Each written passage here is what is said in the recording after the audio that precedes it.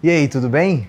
Vim gravar esse vídeo para você, para te contar um pouquinho do que está acontecendo no mercado de cripto, porque eu sei que é uma pergunta que 10 de cada 10 investidores nesse mercado têm se perguntado agora. Trouxe minha colinha aqui porque eu até anotei alguns pontos que tem chegado muito de perguntas e quero compartilhar com você também as respostas que a gente tem discutido aqui entre a nossa equipe, que no fundo, né, a gente olha para esse mercado que é um mercado super dinâmico, super volátil, às vezes assusta, mas quando você para entender os fundamentos e o que está acontecendo por debaixo dos panos ali, por debaixo dos preços, você vê que tem algo muito maior sendo construído, né? Então, queria fazer esse momento de pausa aqui com você e dar uma recapitulada no que aconteceu do último ano, principalmente até agora, e o que a gente pode esperar pela frente para o Bitcoin e para os seus pares aí, desde o Ethereum até as demais altcoins. Primeiro de tudo, o que está acontecendo no mercado nesse exato momento? Bom, se você está assistindo esse vídeo aqui próximo de quando eu gravei, imagino que o preço do Bitcoin ainda não voltou para a máxima histórica dele em 69 mil dólares.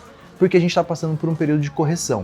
E na verdade, quando você olha para o Bitcoin e até para vários outros mercados de risco, tem um negócio chamado drawdown, que é o período em que você está abaixo da última máxima. E esse período, né, que você está virtualmente no prejuízo, principalmente se você comprou naquela máxima, é um período sempre difícil de passar. Mas em qualquer mercado de risco, a gente passa mais tempo nesses períodos do que em períodos de ascensão nas máximas. Então, eles fazem parte do mercado, né? Não dá pra gente escondê-los e achar que eles não vão existir. Qual que é a grande sacada aqui, né? A gente usar esses períodos para entender em que momento do ciclo do mercado que a gente está e saber como que a gente se posiciona. Então, nesse exato momento, a gente vem de uma longa correção aí de alguns meses do mercado de criptomoedas, naturalmente depois de passar por um ciclo muito vigoroso de alta, né? O Bitcoin que atingiu aos seus 69 mil dólares, o Ethereum que bateu lá perto dos 4 mil, agora eles estão bem mais descontados, que por um lado pode parecer algo ruim, por outro abre algumas oportunidades interessantes. Quando a gente olha para o mercado, né, a gente vê que 2021 foi um ano extremamente importante para o mercado de cripto, do ponto de vista da entrada dos investidores institucionais, que são aqueles caras com mais bagagem no mercado tradicional, e muitas vezes agentes maiores do mercado que passaram a colocar cada vez mais dinheiro, seja de fato investindo nas moedas ou seja criando produtos e serviços para poder se envolver com esse mercado, ou porque eles querem ou porque os seus clientes estão pedindo, né? É o caso, por exemplo, de bancos como o JP Morgan, Goldman Sachs, que sempre tiveram ali clientes batendo na porta e falando, pô, quando que você vai me entregar produtos para cripto? Então, 2021 foi um ano transformacional. E todas as vezes que a gente vê num mercado como esse, que ainda é pequeno, jovem, em desenvolvimento, algo que cresce muito rápido, a gente também pode esperar algumas correções. E aí você junta isso, um grande fator que antes nem jogava tanto contra o Bitcoin, mas hoje anda muito lado a lado, que é o fator macro global, né? Como que o mundo tem reagido em todas as classes de ativos de risco em relação ao apetite ou não para você investir nesses ativos. Então, desde o final do ano passado, tem se falado muito lá fora sobre a necessidade de aumento de juros na economia americana e hoje já se fala da necessidade de aumento de juros em outras economias também, como o caso da europeia. A gente passa nesse momento por um momento de compressão dos valuations das empresas de tecnologia, por um pouquinho mais de aversão a risco, e aí não é só Bitcoin que está caindo, não é só cripto que está caindo, né? Todas as demais classes elas foram bastante penalizadas. Só você pegar os índices da Bolsa Americana, como o S&P, como o Nasdaq, né? Quanto que eles já caíram das suas máximas. E aí quando você olha esse pano de fundo global, né, com todas as classes de ativo de riscos em alguma maneira sendo penalizadas ou pelo menos passando por um momento de turbulência, é natural imaginar que isso vai respingar um pouco para a cripto também. Então o que eu quero dizer com isso? Né? Quando a gente junta todos esses fatores, tanto os intrínsecos do Bitcoin e do mercado de cripto, quanto os externos do mercado global e da economia mais macro, a gente tem elementos que pelo menos momentaneamente, jogam contra os preços e vão pressionando eles para ficarem cada vez mais baixos. Agora, é o fim do Bitcoin, o fim dessa classe de ativos?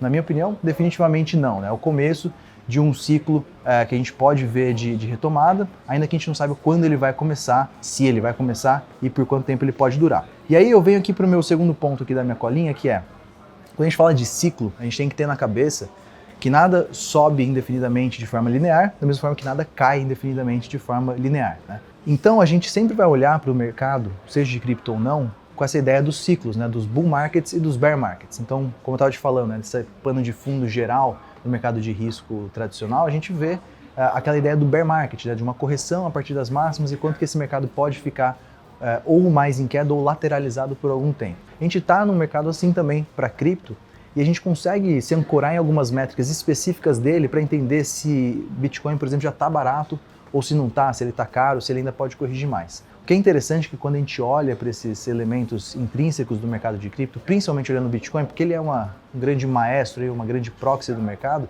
a gente vê que depois de todo esse movimento, desde novembro, né, quando foi a máxima histórica, e toda essa correção que veio depois disso, a gente já tem um Bitcoin bem descontado, que por várias métricas a gente vê que se você fosse comprar hoje, você teria um bom preço de compra.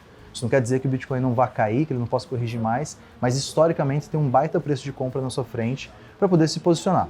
E aí, naturalmente, você pode imaginar que as demais moedas, né, que são menores e foram bem mais penalizadas, também estão bastante descontadas. Hoje você encontra por aí bons ativos, né, com bastante fundamento interessante, que caíram 80%, 90% das suas máximas. Então, quem está pensando ali em se posicionar, se tiver a devida cautela ali para não colocar muito dinheiro e quiser ir molhando o pé nesse mercado, porque às vezes ainda não se posicionou, eu acho que é um baita preço, se você tiver paciência e souber olhar para o mercado e entender que ele tem o seu momento, que ele precisa do seu próprio ritmo.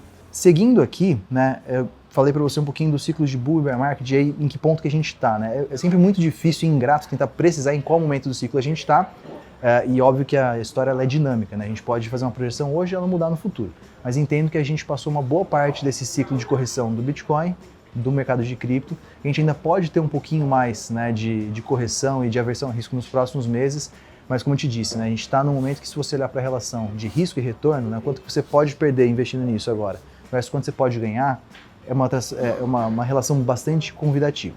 Aí, o que me vem aqui com uma próxima pergunta que chega muito, além de se vale a pena comprar agora, que é o que comprar? Então, qual que é a nossa cabeça aqui na Empíricos, né? Que você precisa estar exposto ao mercado de cripto de alguma forma, obviamente desde que isso não faça mais do que uma fatia relevante do seu patrimônio, né? Se você é bem conservador, 1% do seu patrimônio, se você quer um pouquinho mais de risco, até 5%, mas nada que te machuque, né? O dinheiro de cripto tem que ser o dinheiro que você topa ver balançar, que você topa ver perder se for o caso, no pior cenário possível. Mas que se der certo, pode se multiplicar por muitas vezes, como a gente viu aqui, no nosso caso mesmo, né? As séries que a gente tem aqui na Empíricos indicando cripto, a gente tem carteiras que já chegaram a se multiplicar por 40 vezes para quem teve paciência e soube investir em bons ativos. Então, dado que você vai investir nesse mercado, a gente sempre recomenda que você comece por ativos maiores, né, como Bitcoin, como Ether, perfumando ali, fazendo uma parte mais relevante do seu portfólio, mas que você tenha um pouquinho daquelas apostas também, né, em outras vertentes do mercado. Sejam aquelas intermediárias, né, que a gente gosta de chamar de mid-caps aqui, então moedas ou projetos, né, que às vezes vão estar ali no meio do caminho, não são tão grandes quanto o Ethereum, por exemplo, ou o Bitcoin, mas não são tão pequenas e fora do radar, mas também tem um pouquinho de dinheiro aquela que a gente eventualmente chama de microcoins, ou aquelas apostas, né, de moedas que estão nascendo, que são bem pequenas, que poucas pessoas conhecem, e que justamente nesse momento do mercado, menos gente está topando investir. Ou seja, você vai poder colocar dinheiro nessas coisas, elas vão ser muito incertas, perfil de aposta mesmo, né? Elas podem balançar bastante, mas é um baita momento para você se posicionar e se tudo der certo, você ter uma valorização super expressiva, né? Então, se eu fosse te falar aí um percentual de alocação, para começar agora, né? 70% nessas moedas maiores, 20, 25% nessas do meio e o restinho ali, 10, 15% nas apostas bem pequenas de cripto. E aí, próxima pergunta que todo dia alguém me pergunta isso, seja no Twitter, seja nos e-mails e tudo mais, que é quando que deve voltar esse mercado? A gente tem essa esperança, óbvio, que o mercado volte a performar bem, não só de cripto, mas o geral. E como eu te disse, né, é impossível precisar quando esse mercado volta, se ele volta, obviamente, né? Mas a gente entende que esse é um ciclo que ele precisa ser completo, né? Se você olha para a economia global, ela precisa ainda passar pelo aumento de juros dos Estados Unidos, ela precisa passar o recálculo dos valuations das empresas e a gente poder começar a voltar a olhar os ativos lá fora como baratos, né? Então, a gente pode ter alguns elementos que joguem a favor de cripto para ele se descolar e começar a subir sozinho, mas se você for olhar para o contexto geral do mundo, a gente entende que, talvez no final do ano a gente consiga ter uma visão mais clara de uma retomada, né? Nada é garantido, mas não olharia nada no curtíssimo prazo. O que a gente tem que fazer nesse momento tá bem focado nos ativos que a gente investe, tá bem seguro das teses de investimento e preparar nossa carteira para esse futuro. Bitcoin atinge novamente a sua máxima, que foi de $69 mil, né, mais ou menos.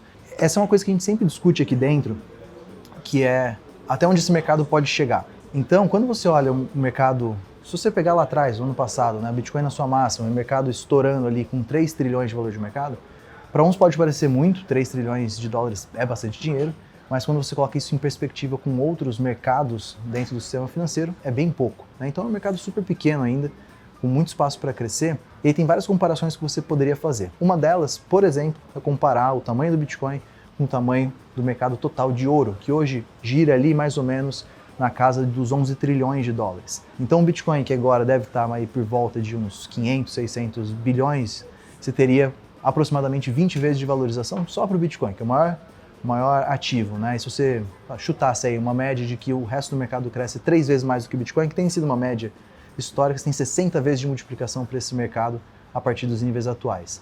E, sendo sincero, né, com o poder que a gente tem aqui dentro dos projetos, da tecnologia que está sendo desenvolvida, não me parece um número absurdo, obviamente pensando a longo prazo e tudo que tem que acontecer para a gente poder chegar lá. Então, não acho que o Bitcoin só pode chegar à sua máxima, acho que ele pode superar sim, só que obviamente isso leva tempo e não vai acontecer em linha reta. E aí, o último ponto que eu anotei aqui, que é uma coisa que tem se falado muito, talvez você tenha visto por aí nos vídeos do YouTube, nas redes sociais, que é, beleza, e o Ethereum, será que não passa ele? Tem um evento super importante para acontecer ainda esse ano, muito possivelmente, que é o The Merge, que é uma grande mudança na rede do Ethereum, que tende a fazer ele ficar mais ESG, da forma como ele tem o seu protocolo ali para mineração, então ele gasta menos energia e tem uma grande mudança estrutural que torna o Ethereum um ativo ainda mais valioso para o longo prazo, porque ele passa a ser deflacionário. Então é um dos principais eventos que a gente aguarda para esse ano, que pode mexer completamente na dinâmica do Ether, né, como ativo, e do mercado de cripto como um todo, e eventualmente fazer ele se tornar maior do que o Bitcoin, pensando também no longo prazo, né? Mas para a gente aqui dentro é um dos eventos, dos acontecimentos que talvez faça esse mercado de cripto se descorrelacionar, pelo menos momentaneamente, do mercado tradicional e a gente engatar uma nova primeira marcha aí e rumar a um novo ciclo de alta. O que dá para saber agora é que a galera está trabalhando muito para que isso aconteça, né? E no fundo, esses momentos de queda fazem com que os desenvolvedores, que estão bem preparados, os bons projetos, coloquem um pouquinho a bunda na cadeira e vão desenvolver o trabalho deles, que é o essencial, né? Senão, sem o trabalho deles em tecnologia, não tem mercado, só vira hype. Então esse é o momento para a gente acompanhar o que está acontecendo. Sugiro para você também que acompanhe a gente, que acompanhe o que está rolando nos projetos que você gosta, porque é quem passar para o outro lado, vivo, com bons projetos, é que tem o maior potencial de se destacar e se valorizar muito no próximo grande ciclo do mercado. Bom, é isso. Espero que eu tenha te ajudado, espero que eu tenha te dado uma visão e fica ligado aí no mercado de cripto e aqui na gente também tem muito por vir ainda. Valeu, um abraço!